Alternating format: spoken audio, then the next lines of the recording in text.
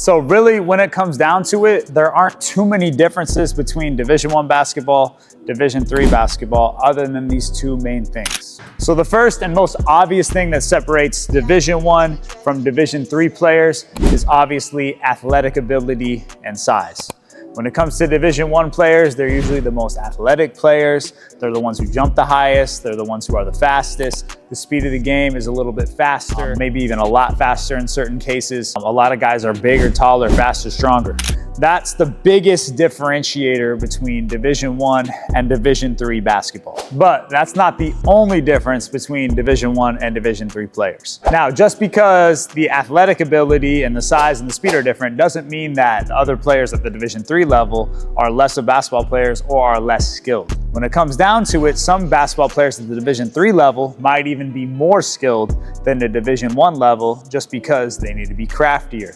They found they didn't have all the physical gifts, or they didn't, maybe work as hard on their athletic ability like some of the other players at the higher levels. So they had to become more crafty with the ball. They had to figure out ways to score more. They became better shooters. When you look at Division III shooting, sometimes those shooters are really, really good. Obviously, they're not playing as high level defense. The game isn't as fast, but still really, really skilled players. So being that Division I has more athletic guys doesn't mean that there aren't skilled guys at the Division III level, and sometimes even more skilled players at Division III than Division I. All right, now the second thing that differentiates Division I from Division III is the notoriety of the players themselves. Because so many times, players who play Division I or end up playing Division I, more often than not, have been in those circles and have been very connected since a young age, especially nowadays. Now, what that means is that you had a friend when you were young who was good at basketball. Maybe their dad played at a very high level. Maybe they were connected somehow. And then you ended up being in that circle and you started competing. You started getting better, playing on teams. You started coming up with this player, and then from there you ended up getting into that network, that connection of high-level basketball. Now, I'm not saying that this always happens, but with that being said, the notoriety from when they were in middle school, when they were in high school, that being in that environment has not only helped them become better players, and rightfully so, but also has helped their stock rise, so that way they would be more likely to be a Division I level player because they've been around other players who are that high level. That's not to say that some Division III players maybe had that and then ended up playing Division III, or that, it could be vice versa. There's always exceptions to the rule. But sometimes players who have came up under those connections, that network, are playing Division I because they've been in that kind of environment for a long period of time and they have that network established. So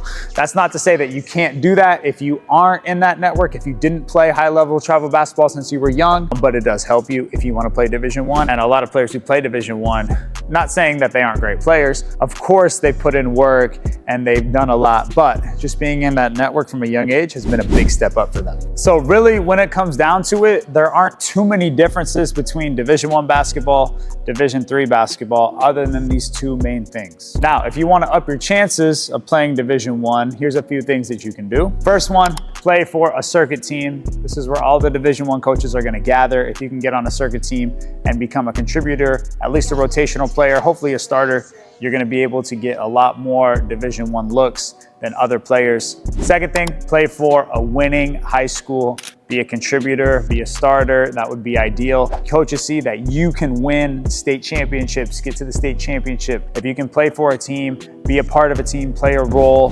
compete, be one of the guys, that's where coaches are really going to see, oh, he's a winner. He's going to be able to play Division I. When it comes down to it, Division I basketball is about those players who are the best on the best teams when they get to that higher level.